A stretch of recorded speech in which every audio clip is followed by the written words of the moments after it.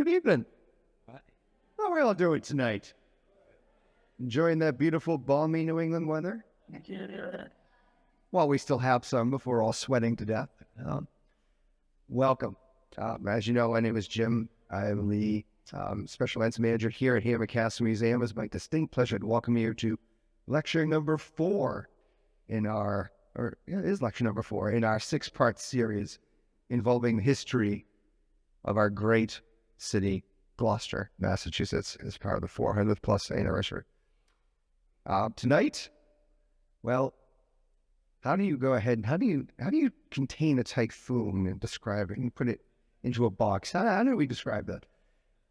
Tonight you're in for yet another treat. For those of you who know Beth, you know what you're in for. For those of you who have never attended a Beth Welin lecture before, get ready. Prepare yourselves mentally and physically. It's going to be quite a ride. How many slides tonight, Beth? 96 slides. So each one packed full of information and joy. But before we get to that, though, just a little bit about Beth, for those of you who are not familiar with her. After 21 years as an elementary teacher, most of that time at Gloucester's St. Anne's School, Beth Welin took her love of history and teaching experience to the museum world. Over the past 2 decades, she has worked at a number of museums and historic nonprofits, including House of Seven Gables in Salem, Essex Shipbuilding Museum, Schooner Adventure, Manchester Historical Museum, and most recently, right here at Hammond Castle Museum. So, starting as a tour guide, she progressed to the roles of educator, collections registrar, curator, education and program director, and museum director. Beth is currently the collection manager here at Hammond Castle. And during this period, Beth also hosted the Gloucester History Sharing Program at a number of venues, presenting lectures and leading discussions to elicit memories about various aspects of our city's history. Today's program is one of those programs, and you are all invited to participate in the discussion. No joke. Let it fly. So, anyhow, without further ado, we give you Ms. Beth Welin.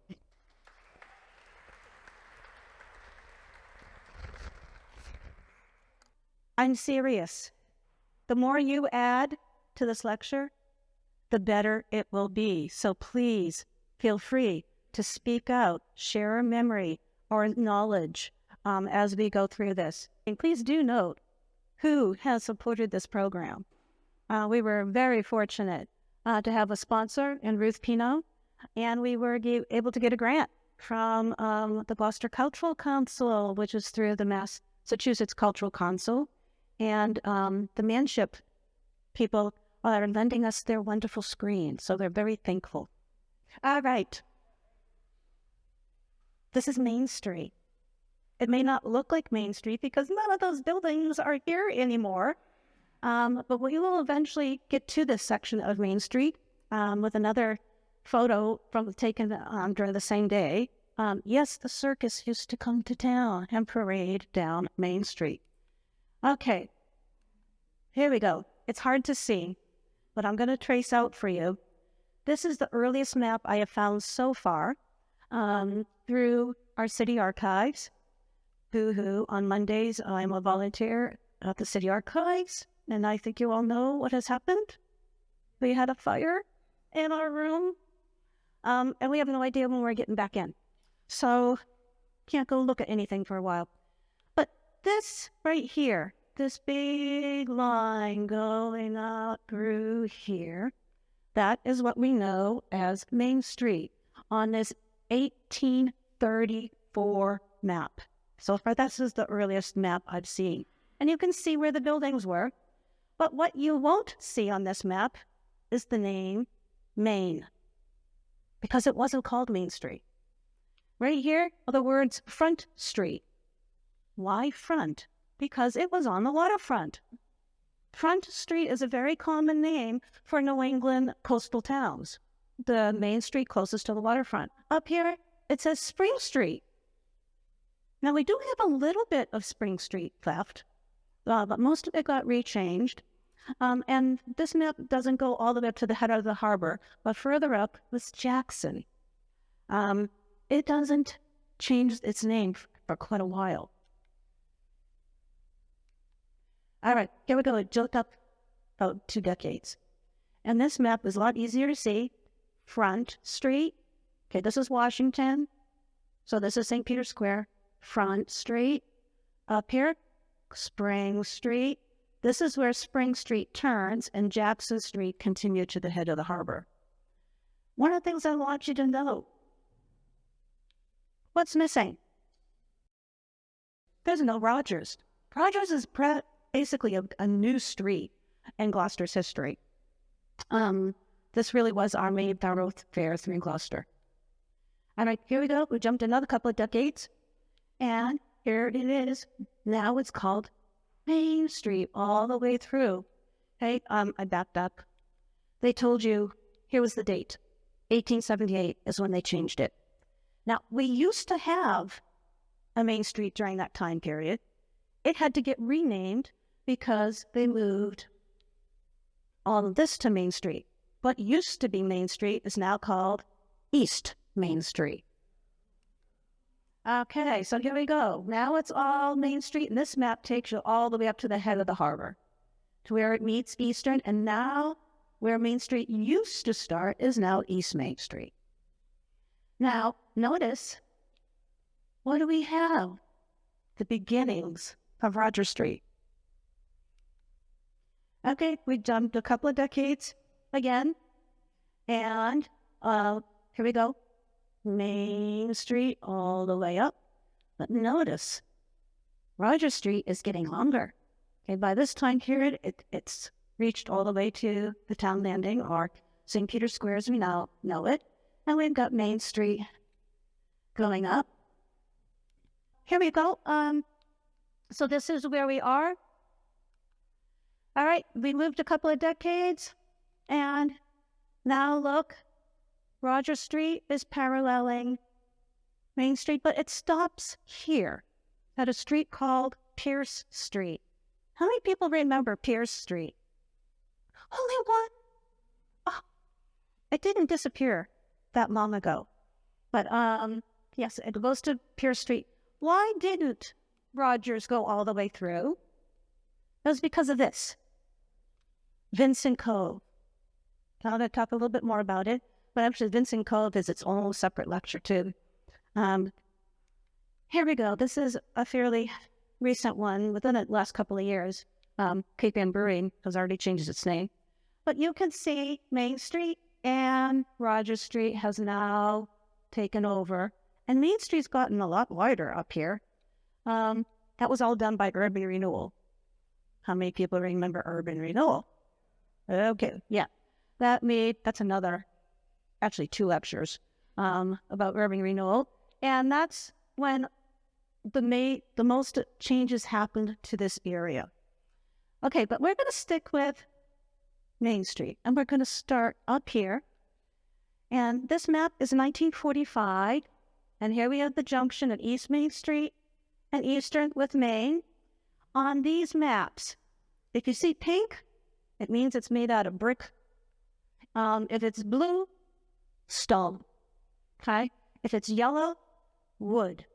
Wood is a problem, as you are going to see. All right, where the blue star is, right here.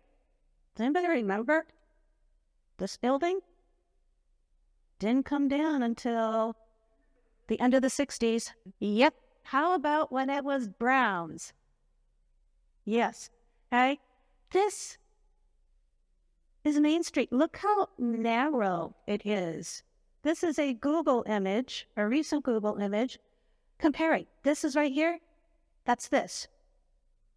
Billboard, billboard. This part of Main Street, we're driving through these buildings. Okay, urban renewal did that. They completely widened the water side of the street and got rid of the buildings all along that edge. Okay, let's move up. All right, here's those little buildings I was talking about. We've moved up a little further, and we are now, moving up, looking at this area, looking back. These are the buildings that had to go to make this street much wider for urban renewal. Okay? These buildings are gone.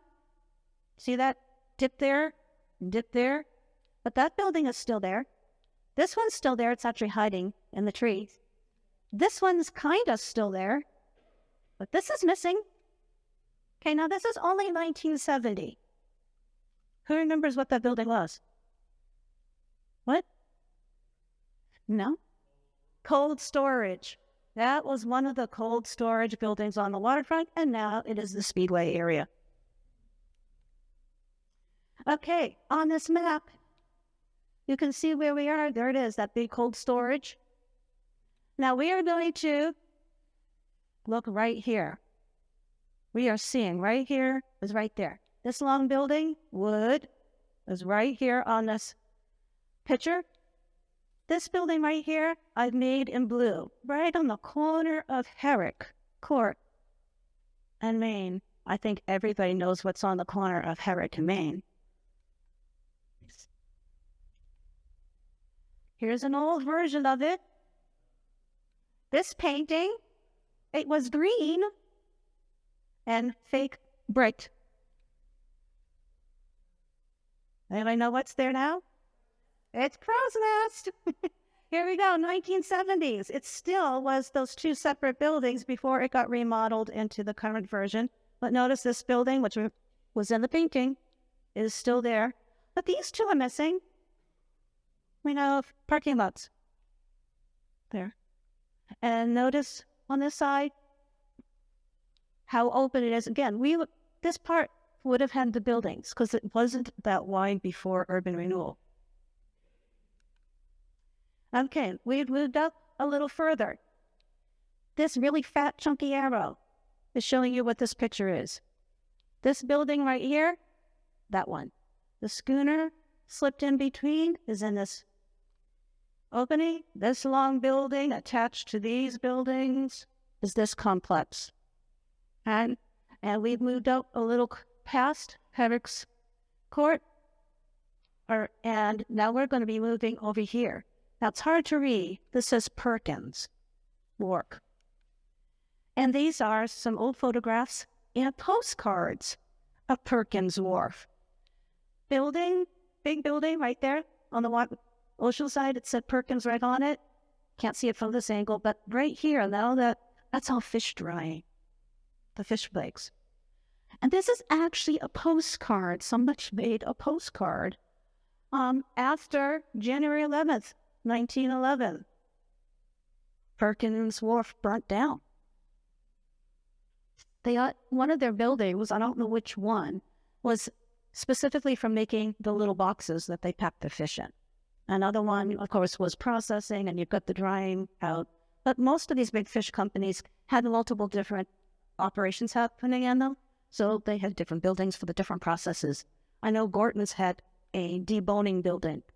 In fact, most of them had a deboning building. All right, this picture actually comes from Gorton's.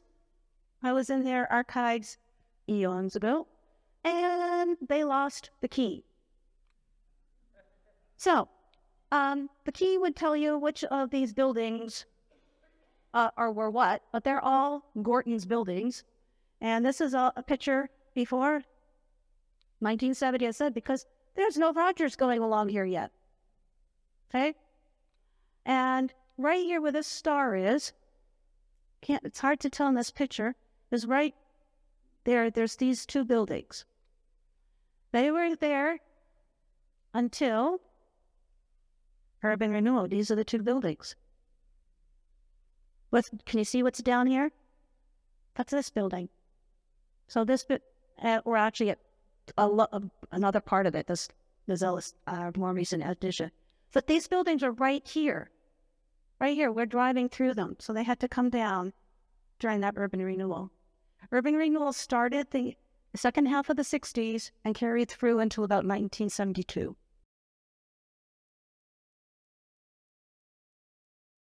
So those are the two buildings we were just looking at that had to go. And you see here a little lane that was that driveway going down Pew Court to get you to the two buildings down that way. And there's 1, 2, 3, 4 buildings along this next stretch before we get to Howe Street. And they are 1, 2, 3, right here. This one right here has a neat connection to us here at Hammond Castle. These pictures are in the late 60s, but in 1925, Hammond purchased this property through a Mr. Chip. I'm assuming it was the generation before, unless he was quite old by the time these pictures were taken. But it's definitely, the chick is the real estate people. So that's the 4 buildings. Now let's look at this one right here.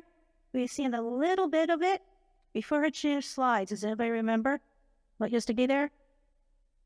Madruga. Taxi circus? Yep. Okay. And this is Howe Street. On the map, you can see here, Howe Street was the only way to get into the seafood center for Gorton's, because there was no Roger Street. You had to turn down this street, which is why there's this big sign here saying seafood center. Now, actually, when the people are walking into the seafood center, that kind of courtyard they're walking in, that's what's left of Howe Street. So, okay, here it is. This is where Howe Street would have been, and there's the entrance that people walk, the crosswalk right there for people to get in. So that's where Howe Street would have been. Okay, now we've moved down past the parking lot, and we're looking up the side. Now this is where Spring Street goes up. It used to be the top of Spring Street here went up to about the corner of Pleasant. This is where Jackson would have started, and it would have taken. So everything we have seen so far used to be on what was Jackson Street. Now, this building we know is new. This is what used to be there. And this is during those wonderful circus parades. All the buildings behind going up are right here. 1, 2, 3, all the way up to the corner. Those buildings are all still there.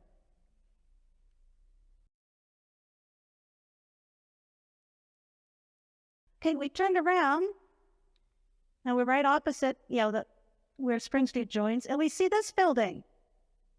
Okay? Well, it's the back side of Gorton's headquarters, but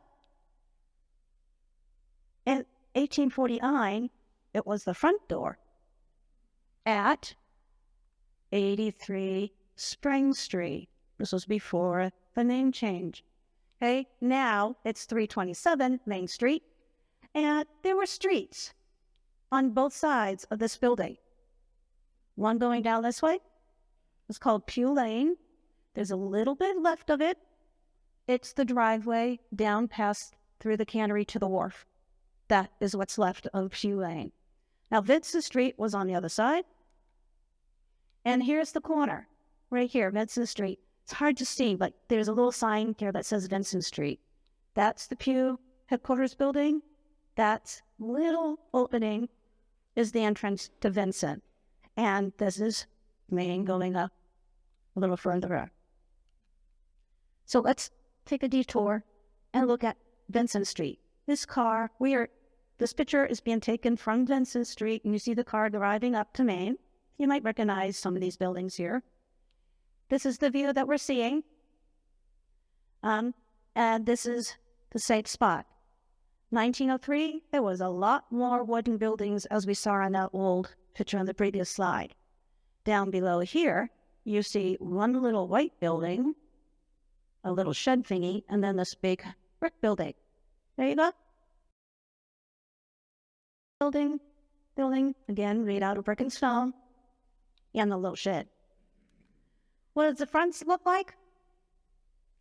The Gulf Station that used to be right on the corner of Vincent Street, and next door was this building. That was one of the 3 spots for the hideaway. Okay, I heard somebody say something. How many people remember the hideaway? Okay, do you remember it in this location or in Duncan Street? Duncan Street. It had 2 different homes on Duncan Street. Okay. Now, this is all that's left of Vincent. Right along the building. Right there. It is not even a street anymore. It's actually wrenched into the parking lot. Okay, so here's Vincent. We're going to move down to another brick building, which should look very familiar. Definitely on the 1903 map because it was built 3 years earlier, as he was very nice to put on his building. And you don't know. Okay, everybody, who is this? Oh, yay, I've got some Gloucesterites here. For those people who don't know who Howard Blackburn is, you got to read Joe Garland's book, Lone Voyager, and you got to hear Alan Estey's wonderful song, which he sang at his concert. We appear about a week or so ago. He doesn't have fingers because he lost them when he was lost in his dory away from the schooner that he was fishing off of, and in a snowstorm in the winter, and he had to row for days to get to Newfoundland. His dory mate unfortunately froze to death. His fingers froze to death, but he survived. But he did lose his fingers, but it didn't stop him. And you've got to read his book and find out more about Howard Blackburn and why that name is so prominent here in Gloucester. Okay, so Howard Blackburn's building. Now we're going to move down a little bit, and we're going to talk about this spot and this spot. Okay, this is Vincent Cove. That was the center of shipbuilding here in Gloucester. When we hear shipbuilding, we all naturally think of Essex because it carried on for so much longer there. But there was 4 different shipbuilding companies just on this tiny little cove. There was one here, there was one here. This one is the John Bishop Yard, and you can see them building a picture there. A schooner there. And then this one is showing this yard. That is the Thomas Irving. And you can see that they're sliding that boat down. Notice this building and this long building here. Right there. Okay. Now this building right here, we actually have a picture of. Used to be a gun shop in the 1800s. Now that whole structure behind gets replaced with. Now I remember this. I came and went to the movies here when I was in college. And we of course all recognize this building, that it's still there. And then Walgreens used to be A&P. We're going to talk about A&P in a little bit. Okay, North Shore Theater. Okay. This is a wonderful advertisement for Captain's Courageous, right in front of the North Shore Theater. But look at the background here. What is that? Well, you can barely see it here. It had this big curved window. That was the original facade for the North Shore Theater. And you see it in the background here. Okay, now I'm repeating that picture because I want to talk about this corner. Okay, the diner. We all recognize the diner. But compare this diner with that diner. Not the same. They replaced them. This one was down on the ground. This one's a little higher, which is why it has the steps and its own little porch. But notice the shape of the tree. Notice the shape of the tree. This is what was there before the diners. This is the bottom of Chestnut Street. Okay, almost directly opposite Chestnut Street, which we just were here, is this structure, and Pierce Street. Now this yellow one here is this one, Bob's Haberdashery. Now the same thing, remember Bob's Haberdashery being on lower down on Main Street? Yes, we will see it later there. But it used to be up here, and what you're seeing here, Thurston's Automobile Center, car sales, rentals, and a big garage or barn in the background for repairs. That's this structure right here on the corner of Pierce, and you can see Pierce coming out right here. This is Pierce, but what's left of it. Okay, doesn't have a street address anymore. Pierce doesn't show up on the street, but this is the bottom of Chestnut. Pierce would have been going here. So this is basically where Thurston's used to be. Now, look at this section here, all open, all the way up to the police station. What used to be there is this series of buildings. This is the corner at Pierce, and we have the Coffee Cup Pensionette, another building that changed businesses over time. But this building is where A&P used to be. I see people shaking their heads, they remember. And this right here is the Savoy or the Gloucester Hotel. And that's the corner of Water Street here. Now, this building, A&P with some businesses and apartments above, 1948, had a fire, okay? But A&P, the building was repaired, and A&P was able to stay there until it was torn down in the 60s for urban renewal, and A&P got their new building, which we now know as Walgreens. Okay, A&P, Savoy. Anybody want to take a guess? Time period? Who knows their cars?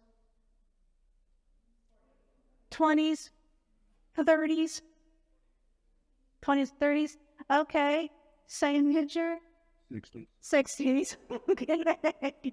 Yeah, this one kind of gives it away, doesn't it? Yeah, and we are right here at this corner. That's the Savoy right there. Okay, now, Water Street. This doesn't exist anymore. We're driving, when you're in Walgreens, you're on this section of Water Street. They got rid of it.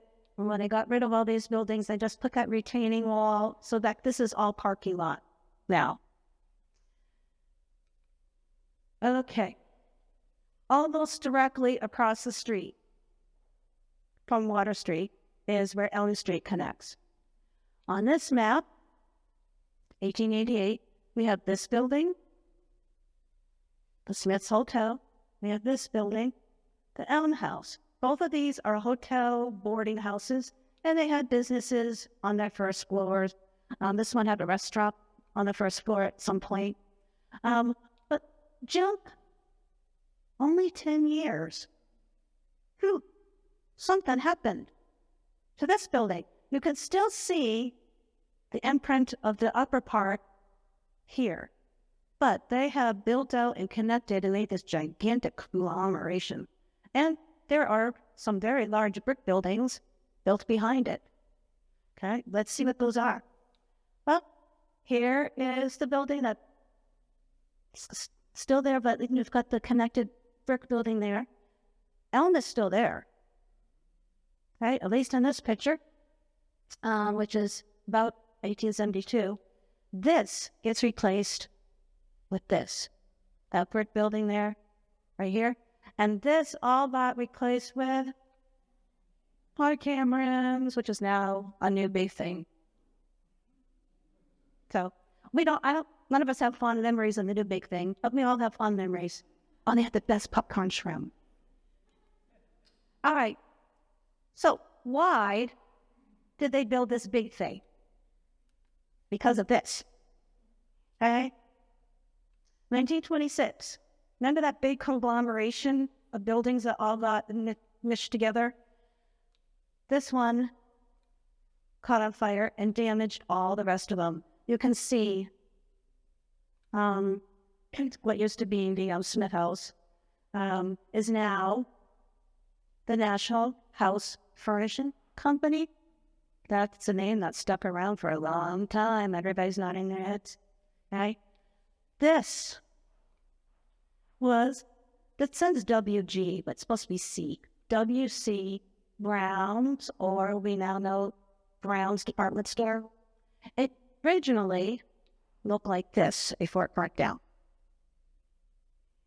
And you can see the conglomeration of buildings that all got connected to each other in this picture. And you can see what was across the street, nice brick building. This, what we're seeing partly here, is this building. Okay, again, when this picture was taken, there was Parker Burns' house. It was a Spring Street address. All right, after Brown's fire, this is what they rebuilt. And this we recognize because it's still there. And it's still called Brown's Wall, the Hilltop Browns. And this we can still recognize when we go into the lobby. So when you're in there, you have to picture all those walls gone because it used to be all open department stores. They put the walls in between each of the pillars, so now we've got the hearing aid store and vernal pond people and hairdressers down here. But how many people here actually shopped in Brown's? Who worked there? Not even. And I did find pictures of an old catalog. Does anybody know when it closed down? Was it 70s? Yeah. 70s. So, but yeah, you could get everything there. Early 70s, okay. But when you go inside next time, look up. You'll see those balcony railings. The entire building was, what was upstairs? Furniture was upstairs? Magma? Okay, the old ballroom.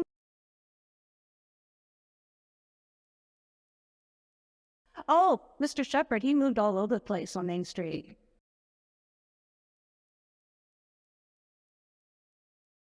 But yeah, no, they used the whole space.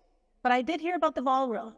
Well, that reminds me, back at the Hotel Savoy, there was a ballroom there too. How many people went to dances at the Hotel Savoy? Yeah, we had a lot of dancing here in Gloucester. Okay. So, Brown's Mall is on this side. This picture is showing this stretch. I think this stretch is cursed. I'll tell you why. Hey, what you're seeing in 1894 is a fire that brought down the buildings that were here. And you can see they were even brick. Oh, not at the end though, but it took out this much, this fire. This building here is this one. This wonderful little building survived not one, but two fires. Okay? So when they rebuilt, remember we saw a picture, it was only 2 stories high? This is what they rebuilt. You see it here. This is the building where the fire stopped. They survived. And this building is actually the same building, but it's a facelift. And you can see as they've rebuilt it, they now made the entire thing out of stone and brick with the hopes that it won't burn down. It burned down again. Okay, this time in 1961, I'm sure a lot of you remember it. Okay, this is, and it was, what did it say? It was February 4th, there it is, 61, the Bradford building and the Almy Bigelow Washford building. Now, this is missing its 3rd floor, as that caved in by the time this photo's been taken. But you see this where it says curtains, and we see this curve, that's part of the E. That's this building. That's Mr. Elliott's curtain and linoleum store. And it had this beautiful little detail artwork that's hard to see. I'm sure all those fires is a reason why it's so dirty. It survived 2 fires. Its building, its neighbors completely being gutted and removed. Guess what took this down? Burglary Knoll. What's there now? Well, it's not so bad. What's there now is our lobster trap Christmas tree. Okay, this is the plaza, and the police station, courthouse is in that space next to it. Now here you see this facade, and then you see here, it actually is the same building. This is what it started out as. The First National Bank with these wonderful bay windows. And they were the ones that this check was cashed off of. Okay, but the Gloucester Safe Deposit and Trust, Gloucester Safe and Trust, they decided they needed a facelift. And they took out the cool windows. This one better. Okay. Here it is. And this was its neighbor across the street, who also got a facelift. Now, this was also another bank. You'll see it says Gloucester National Bank. And Gorton's used to issue credit that you could, or vouchers that you could get cashed in through the Gloucester National Bank. And they got a facelift and got the Greek Revival opposed to the Empire. Again, I like this one better. Okay.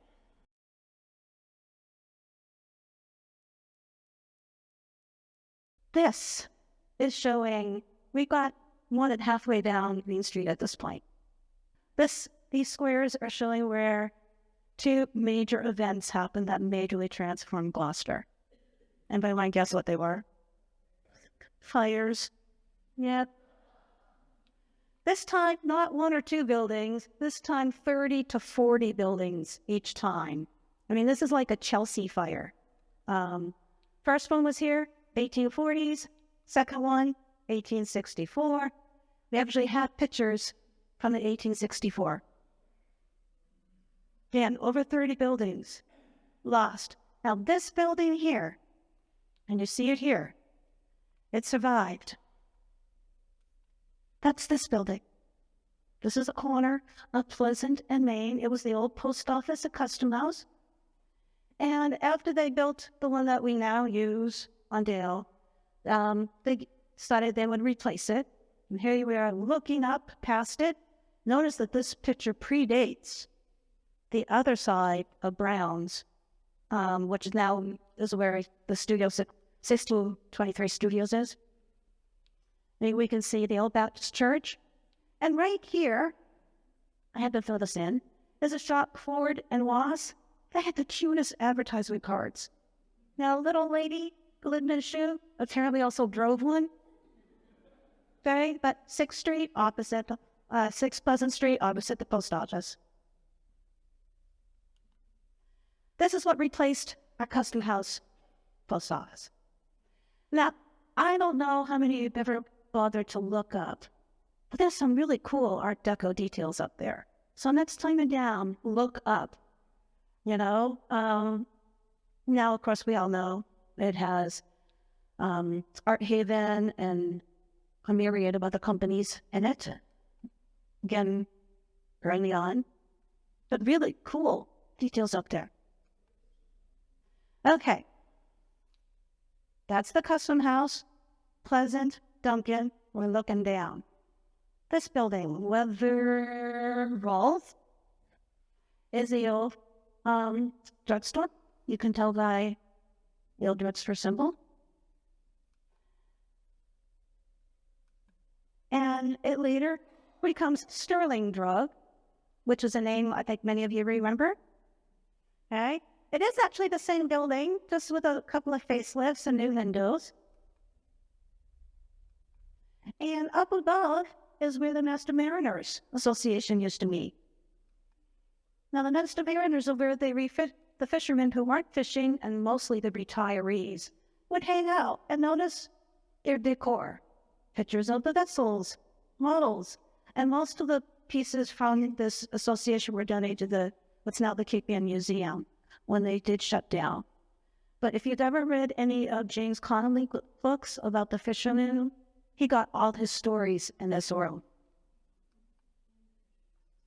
All right, Sterling's had problems. Okay, 1946.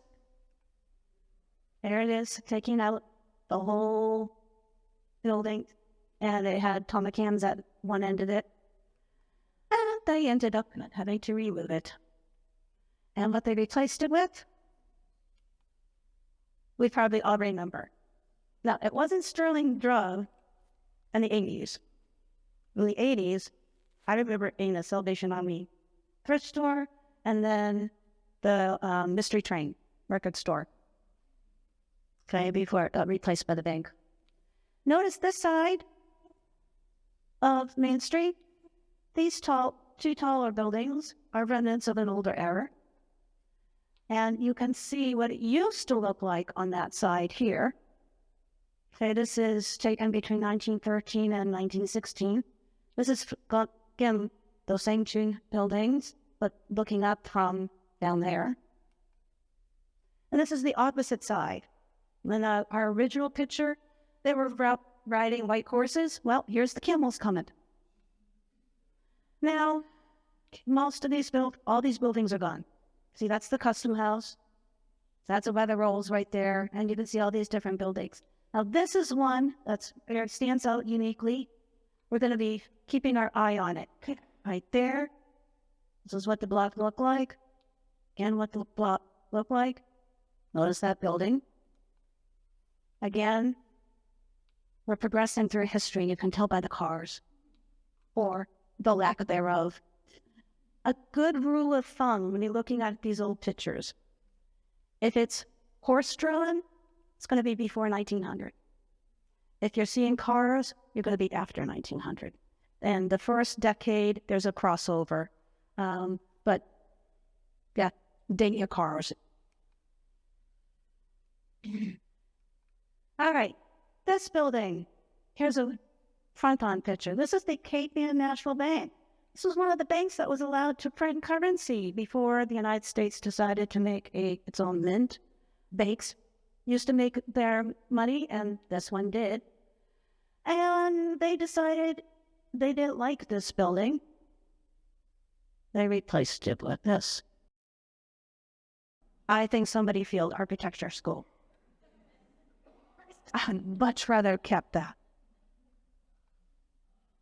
All right, looking the other direction, looking down. Now this little building here is right here on the corner, Hancock. And what you see here, LLONT, is the old Belmont House. This was a boarding house hotel and had clothing on the first floor. And here's a romantic ad showing wonderful views down to the harbor and other buildings. Not sure I ever looked at that. 1925, it burnt down. Okay, and this is that area now. Okay, now right here, Grays. Now this is only, all right, when did they tear down those two buildings and replace them when you're in now? About 12 years ago. Okay, this shouldn't look that too unfamiliar. Okay, now it's one big building because they replaced it. But this is what it started out as. Flowery, ship stores, groceries. Then it got a full third floor, and it was the Gray's Hardware, a supply store. And you see it here. Now, in this picture, I want you to notice this side. Almost all of that is still here. And these windows are really cool to look at. You can see them up here. And you can see there with the little drugstore there. You can see it here going down. And again, trolleys, the first 20 years of the 1900s was when the trolleys were here. Again, our building with the arches and all those. Now this gray one down here is this one. Okay, the Gloucester Savings Bank. Somebody asked me, I do not know the story of the pool onion top on the roof. If anybody ever finds out where that came from, why that's there, but it's really cool. If you haven't noticed it, go look. There's a really cool, it almost looks like something from, Austria area, one of those onion tops. All right, backing up. Right along here, Who remembers Nick's pool hall? Yeah, they're marching past Nick's pool hall. His picture's inside. Now, to me, this is a very special place because that is David Cox's Main Street, which is now being run by his daughter. But if you ever go in, that's what it used to be. All right, so David's would have been right here, and this is the next section. It's a wonderful stretch of buildings. These do date back. Remember, this is all replacing the 1864 fire. So everything is, being built out of brick instead of all the wood buildings. Not that that prevents fires, but it does help spread it. I like knowing that Connor's Pharmacy used to be down there. Like I heard in the introduction, I worked at St. Anne's for 16 years. My classroom looked right at Connor's Pharmacy, every single day. So I was like, oh, this is where they were before they moved. Up there. Okay. Looking down, it's a very, that's not the best picture, but it does say it's 1920. See this tall building here, which we all know with passports in it? This is what used to be there. And it was lost during that fire, that 1864 fire. This is Proctor's Brothers. They're the ones who did the Cape Ann Advertiser, which became the Gloucester Daily Times.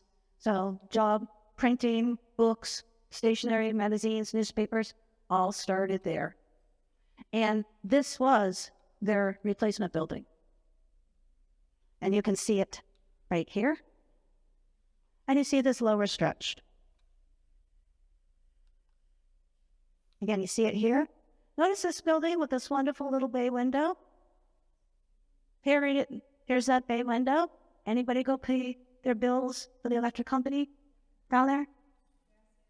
Gassy and electric. And then this stretch of buildings here. And notice this right here. Do you know your map? That's Porter. Here we go. In the winter time.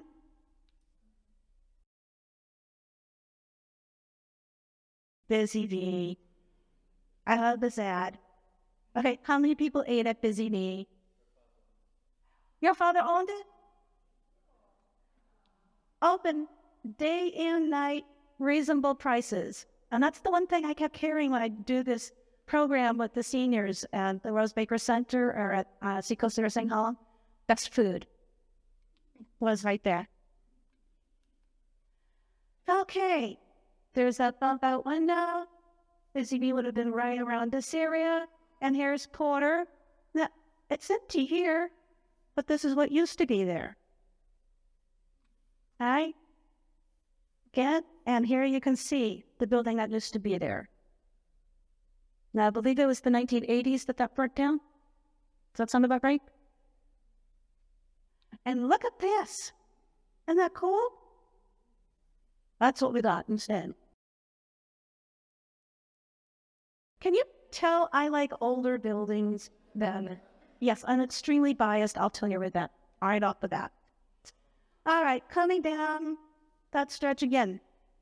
The Proctor's, the building that the electric gas company, again, looking at again. Notice what they're advertising here. We've been seeing the pictures of when they arrived. They used to come almost every year for a while. Came by train and then would parade through town up to Stageford Park and set up. Okay? And it's hard, it's almost impossible to see. But right, and there should be an opening in here because that's where you've got the Larry Gilmore house. But the reason it's open is because the building's burnt down. And so they were able to eventually take it all the way down to Main Street, keep it open. One of the reasons all the houses on Middle Street did not go up in flames when Main Street burned down is because they had these big gardens separating them from the backs of the Main Street. And that's what saved all the houses on Middle Street. So you can see it's different levels of yard, and the houses, the buildings that would have been along Main Street would have been more in this area, and they had that much yard to protect them. Again, right here would be Sergeant Mary Hills. And notice this section. This building with the window. There we go, right here. And there it is again, looking here.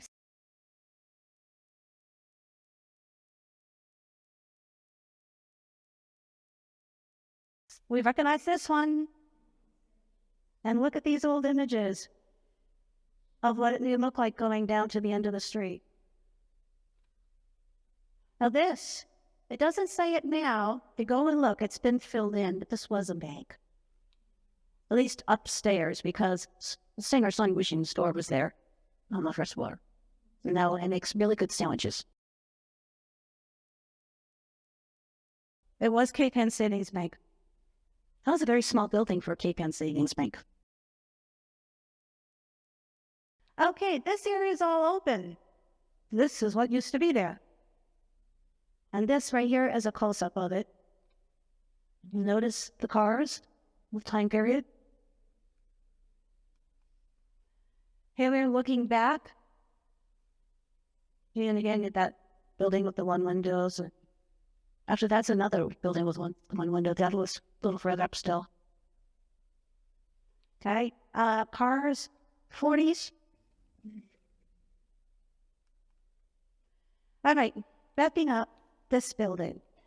This one actually survived that 1840 fire. It started by the Mason. It was the Mason's house, John Mason and Sons. They named it later the Gloucester Hotel. Then, by 1848, it's the Gloucester House, and it's doubled in size. And then here, it's hard to read. This says Atlantic House.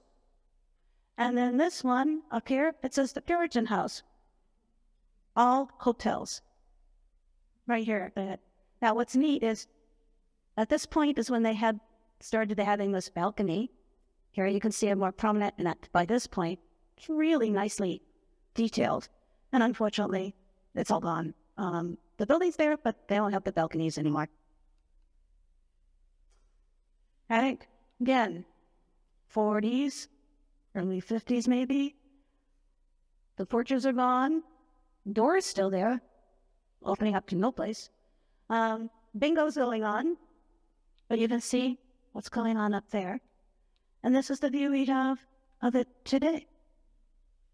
And I did it. I got to the end being with only 2 minutes over. Did anyone have any questions? And thank you, people who shared and had things. Good question, but yet remember, how were people lighting houses? Gas lamps, kerosene, candles. That would probably have been the main reason for a lot of those fires. Gas lines of different types. People don't know it, maybe not, but how many people remember the big gas tanks down on Duncan Point? It used to be gigantic gas tanks made out of brick. They were made out of brick, and they had cones on top. And the waterfront where Maritime Gloucester is now is where the Gloucester Electric and Coal Company burned their coal to make the gas, to store in those tanks, to pump out to everybody's gas-lit lamps in their houses. So, electric, yeah. Again, old wood houses, tinderbox. And you would think, earlier when we saw the fire that Perkins Wharf burnt down, you would think a building literally on top of the water. It's on a wooden wharf. But how did they treat the wood? Creosote, the tar. And it's an old wood building. And it goes up, and as soon as it gets hot enough, even the pilings are going to start burning. Question. Oh, the bookstore. Okay, that's in that section that was replaced in brick after the first fire of 1840.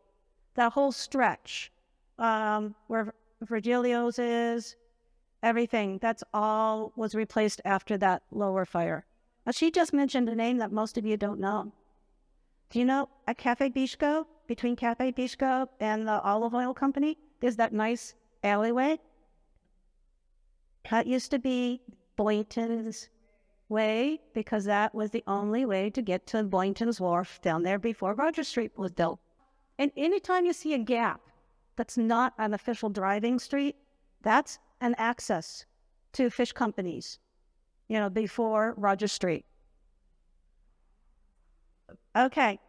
How many people ate at Blackburn Tavern? That was the restaurant that is where Tono's is now. They named it after Howard Blackburn. Howard Blackburn had long gone, and his building was being used for other purposes, so somebody took his name and made it Blackburn Tavern and put that wonderful sign, Blackburn. But it was the name of the restaurant. Now, you have to go to the one where it's in stone. His name's in stone, okay? Here, it's only a wood sign.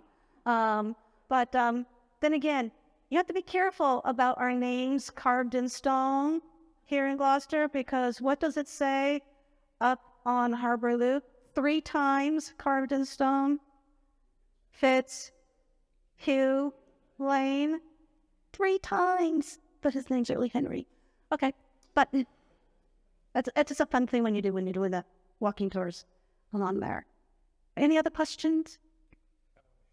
When I used to give walking tours, we used to stop right in front of the first doorway of what's now Tono's, and I would show them a picture, and it was Joseph Shepherd's grocery store at that time. He later moves up higher up on Main Street, but on both sides of his door frame, he had the list of everything he sold: milk, butter, eggs, poultry, beef, and it was going on, and I'm like, what's missing? And everybody would be staring at the sign, staring at the doorway.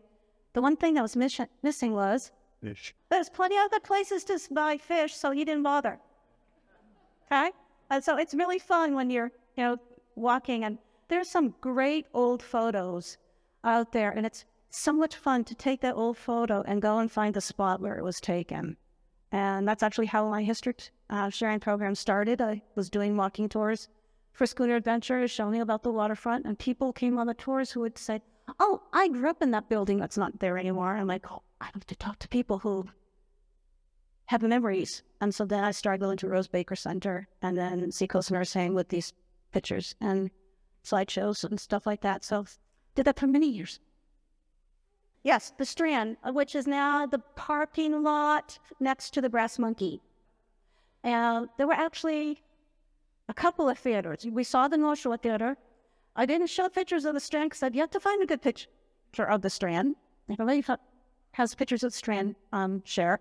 There used to be another theater even further out called the Union Theater. It was vaudeville. And I've seen advertisements for it, but I had not seen any pictures of it yet. So, but I'm always adding. I was rearranging and adding stuff last night. And I managed to get this done. Normally it's a part 1, part 2, because so many people would share. It would take us that long to get through it. So I was sorry if I talked too fast. I really wanted you guys to see everything. So if there aren't any more questions, thank you.